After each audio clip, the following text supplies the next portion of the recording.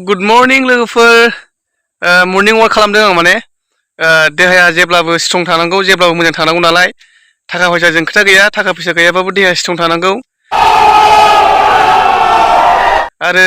थाखा फैसा थानानै नायै बेदरै जुमाय लोंनानै सानफ्रामबो मावा दाङा जाबाय थानानै न'आव उन्दुलाबाय थाबा प्रेसार आजार जानानै गाबोन समफोर दुब्ला थैबा फैसाखौ मोनलांफागोन ना मागोन उठाले रे देवा उठाले रे बाबा फैसाबो मोनलांला ओरैबो मोनजाला इन्जयबो गैला ओंखायनो देहाखौ मोजां स्ट्रं लाखिनो थाखाय मानसिया फुङाव सिखारनांगौ खामानि दामानि मावाबाबो फुङाव सिखारनांगौ आरो जिखुनु फुङाव सिखारनानै मर्निं वाक खालामनांगौ दसे थाबायनांगौ खारलायनाङा बास होमबाना देहायाबो थाजिम जाबाय हां लानाया माने बिखा सार्कोल बायदिसिना बिदिनो देहानि माबाफ्रा एसे स्ट्रं जाना थाबाय होमबाना जेरैखिजाया प्रब्लेम जाला आरो देहायाव माने स्ट्रं जाबाय माने ये बड़ी अच्छी बात कही आप बिनिखायनो आं बयखौबो खावलायहरदों आरो ना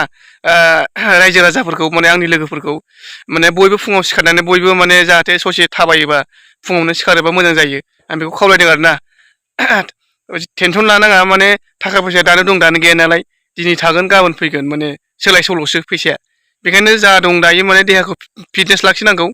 माने फुङाव सिखारनानै माने इन्जय लानांगौ आरो ना दसेखौ दे होमबा लोगोफोर